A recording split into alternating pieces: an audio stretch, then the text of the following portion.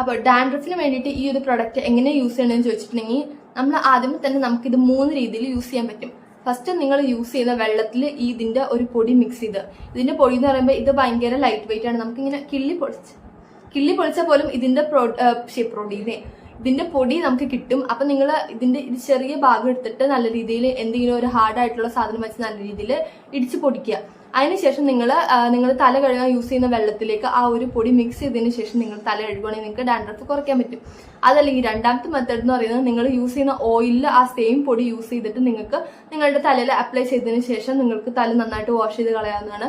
അങ്ങനെ നിങ്ങൾക്ക് നിങ്ങളുടെ തലയിൽ ഡാൻഡ്രഫ് കുറയ്ക്കാൻ വേണ്ടിയിട്ട് ഈ ഒരു പ്രൊഡക്റ്റ് യൂസ് ചെയ്യാൻ പറ്റും.